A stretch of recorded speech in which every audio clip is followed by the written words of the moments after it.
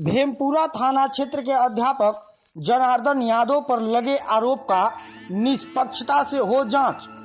खबर बलिया जनपद से है, जहां भेमपुरा थाना क्षेत्र के अध्यापक जनार्दन यादव पर लगे आरोप को लेकर अध्यापकों द्वारा एक प्रेस कॉन्फ्रेंस किया गया। माध्यमिक वित्तविहीन शिक्षक संघ के प्रदेश अध्यक्ष ओम प्रकाश बागी ने बताया कि भीमपुरा थाना क्षेत्र के अध्यापक जनार्दन यादव पर आरोप बेबुनियाद लगाया गया है और उन्हें नाहक ही जेल भेजा गया है। वहीं पुलिस अध्यापक के साथ अन्याय भी की है। ओम प्रकाश बागी ने बताया कि जब स्कूल में परीक्षा चल रही है, कई विभाग के लोग मौजूद हैं, तो उसमें कैसे कोई ऐसा घिनौना कार्य कर सकता है। ओम प्रकाश बागी ने बताया कि पहले तो अध्यापक जनार्दन यादव पर दुष्कर्म का आरोप लगा और जब पता चला कि उनका 10 वर्ष पहले नसबंदी हो चुकी है तो फिर छेड़खानी का आरोप लग गया। यह कहां का न्याय है। इन सब मामलों को लेकर प्रशासन को इसकी गहराई से जांच करनी चाहिए और जो भी इसमें दोषी पाए जाए उनको कड़ी से कड़ी सजा मिलनी चाहिए। इस मौके पर दर्जनों स्कूलों के प्रबंधक मौजूद रहे और बताया कि इसकी जांच होनी चाहिए, नहीं तो अब अध्यापकगण धरना प्रदर्शन करने के लिए बाध्य होंगे। आइए सुनते हैं इस संबंध में ओम प्रकाश बागी सहित और भी प्रबंधकों का क्या कहना है।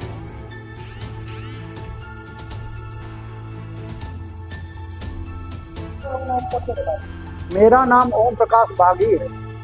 मैं माध्यमिक वित्तविहीन शिक्षक संघ का प्रदेश का अध्यक्ष। आज जो प्रेस कॉन्फ्रेंस बुलाई गई उसका मतलब यह है कि जनार्दन यादव वह इंटर कॉलेज के प्रबंधक, उनके ऊपर पहली तारीख को किरीरापुर थाने में एक फर्जी मुकदमा जो है लिखा गया। पहले तो एक लड़की वहाँ परीक्षा देने आई, जो बगल के गांव में ही विद्यालय वह चलता है।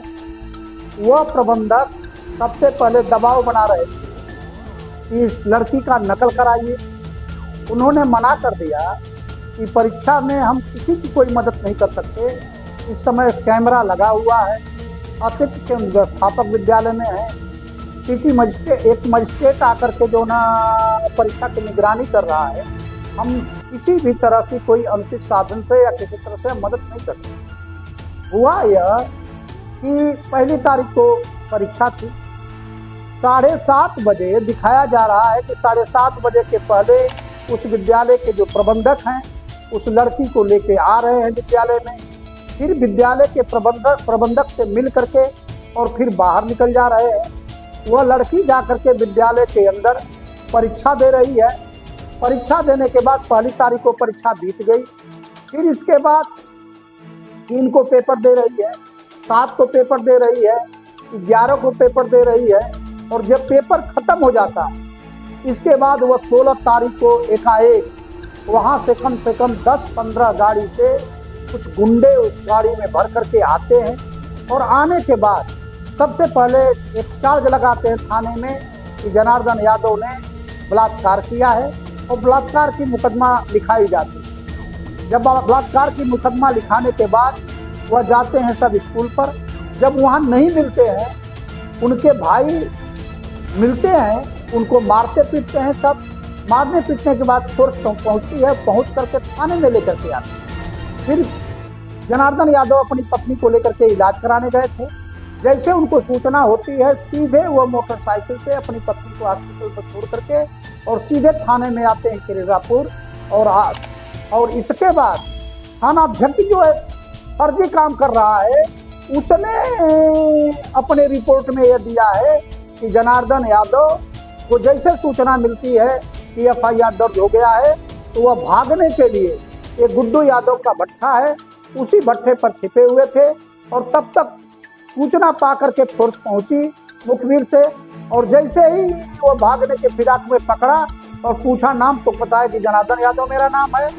और मेरे ऊपर FIR हो गया, इसलिए फरार होने के लिए मैं जा रहा था, लेकिन तब तक पकड़ में आ गया।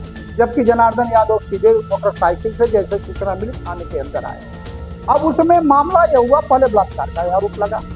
इसके बाद CO उनसे पूछता है कि आप बताओ वो लड़की प्रेग्नेंट है।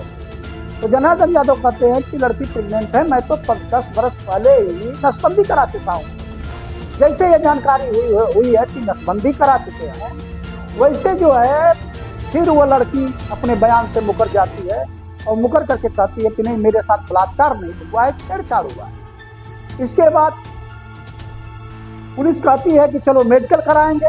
उसने न तो आंतरिक मेडिकल कराने की बात कही, मना कर देती है कि मेरा कोई मेडिकल नहीं होगा, ना आंतरिक होगा, ना बाहरी होगा, किसी तरह का कोई मेडिकल नहीं होगा। फिर वह जा करके मजिस्ट्रेट के सामने बयान करती है और बयान करके यही कहती है कि मेरे साथ छेड़छाड़ हुआ, मेरे साथ कोई बलात्कार नहीं हुआ।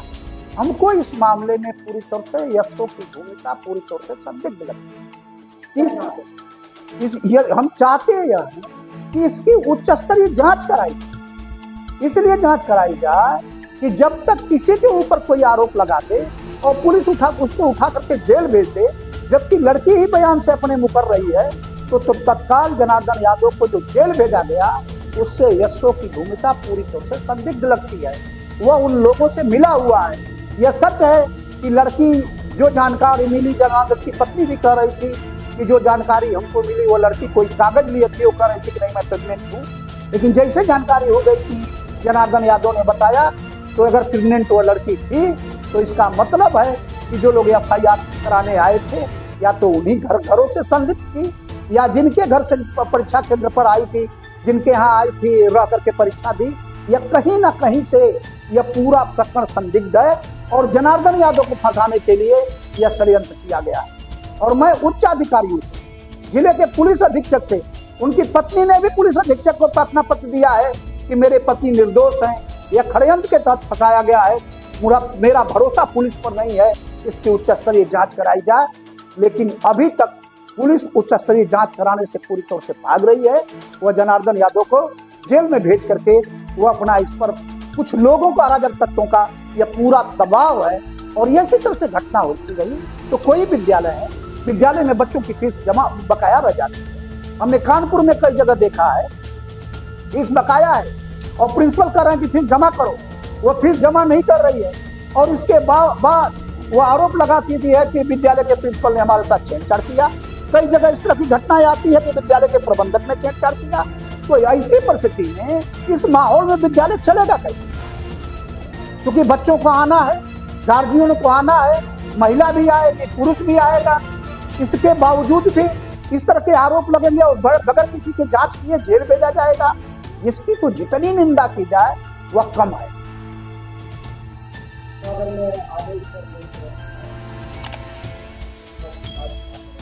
इस पर हम इसीलिए जिले में भ्रमण कर रहे हैं कि हम इस जिले के प्रिंसिपल, प्रबंधक और सामाजिक लोगों को इकट्ठा करेंगे और चल करके SP से मिलेंगे कि सबसे पहले आप जो है जो जांच जो थानाध्यक्ष किरेरापुर कर रहा है, वह पूरी तौर से उन अराजक तत्वों से मिला हुआ है और षड्यंत्र के तहत यह पूरी तौर से जनार्दन यादव से को बर्बाद करने पर तुला हुआ है।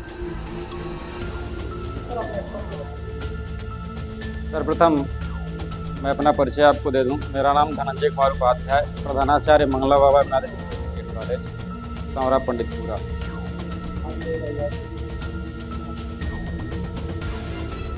विगत आपको भी पता चला, बड़े भाई लोगों ने आपको अवगत भी कराया, लेकिन यह घटना शुरुआत से लेकर अब तक शिक्षा विभाग के लिए, पूरे प्रदेश के शिक्षा स्तर के लिए एक कलंक की सहभागिता दे रही है। इसमें जिस प्रकार से षड्यंत्र रच करके भाई जनार्दन यादव जी को फंसाया जा रहा है, वह पूरे प्रदेश के शिक्षा विभाग के लिए एक कलंक बनता जा रहा है। और मेरी दरख्वास्त प्रशासन से यही है कि इसकी निष्पक्ष जांच करा करके जितने भी उसमें उच्च अधिकारी या संलिप्त हैं, उनको हटा करके, उनको बदल करके दूसरे अधिकारियों से इनकी सही बार्गेनिक तरीके से इसकी जांच कराई जाए। अगर जनार्दन भाई दोषी पाए जाते हैं तब तो ठीक है, लेकिन अगर निर्दोष हैं तो निसंदेह उनको कारागार से बाहर कर उनकी छवि को खराब होने से बचाया जाए। क्योंकि उनका विद्यालय अपने परिक्षेत्र के लिए एक चर्चित विद्यालय है, जिससे कि वहाँ के 10, 12, 15 जितने भी शिक्षक हैं अपने जीविका का निर्वहन करते हैं। केवल यह घटना जनार्दन यादव तक ही नहीं है, बल्कि पूरे समाज के लिए कलंक का कारण बनती जा रही है। महामहिम एसपी महोदय से मेरा अनुरोध रहेगा कि इस घटना का सही तरीके से जांच कर निष्पक्ष न्याय दें। धन्यवाद। मैं डॉक्टर कृष्ण मोहन यादव, देश सचिव समाजवादी शिक्षक संघ उत्तर। आज प्रेस कॉन्फ्रेंस की जो विषय की बात है, ये हमारे प्रदेश अध्यक्ष विस्तार से आप जनार्दन यादव जो है हम लोगों से काफ़ी पहले से परिचित, करीब 10 वर्षों से परिचित, और उनके चरित्र पर ऐसा कोई आज तक जो है विषय नहीं आया जिससे कि कहा जा सकता है। तो दूर दूर तक आदमी जो है उस विषय से कहीं कोई उसका समझ नहीं। और जो व्यक्ति शिक्षा का कार्य कर रहा है, हमें तो नहीं लग रहा है कि वो प्रबंधक जो है अपने गाड़ी कमाई को, अपने मेहनत को विद्यालय खड़ा करने में वो किया है।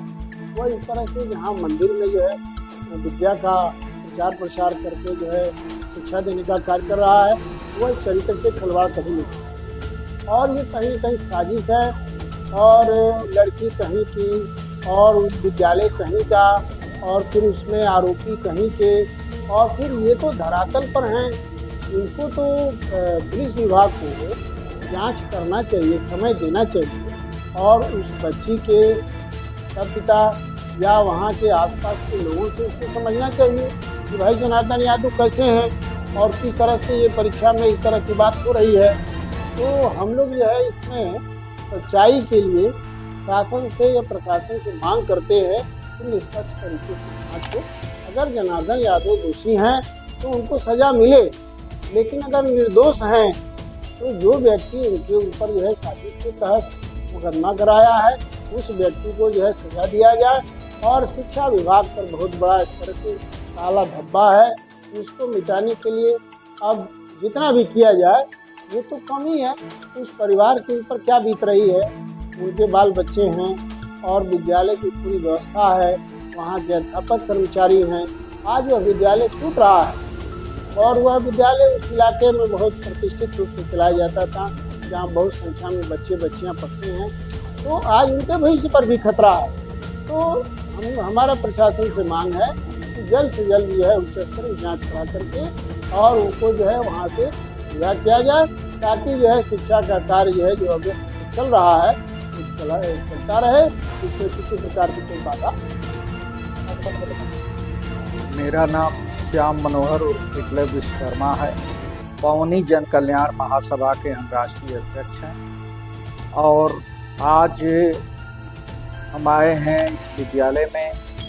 हमारे मित्र थे जनार्दन यादव, उनके ऊपर चरित्र हनन का जो मुकदमा यशो पिढ़ेरापुर द्वारा लगाया गया, यह एकदम निराधार है, यह गलत है। इसलिए गलत है कि वह यशो जब गया तो वो फर्जी ढंग से क्यों दिखाया गिरफ्तारी उनकी, जबकि जनार्दन यादव डायरेक्ट उसके थाने में पहुंचे हुए हैं, और वो अपने जो है चार्जशीट में लिख करके भेज रहा है कि नहीं ये इनको हम भट्ठे से गिरफ्तार किए हैं। ये गलत क्यों लिख रहा है? इसलिए अगर यह मामला कप्तान साहब से मिला जाएगा, कप्तान साहब के संज्ञान में देते हुए 1 हफ्ता का अल्टीमेटम दिया जाएगा। अल्टीमेटम के साथ अगर 1 हफ्ता में इस पिढ़ेरापुर एसओ के ऊपर कोई कार्रवाई नहीं हुई, जनार्दन यादव वाले में कोई जांच नहीं हुआ, तो हम लोग इसके लिए बड़ा आंदोलन करने के लिए बाध्य हो जाएंगे। धन्यवाद आपको, आपके चैनल।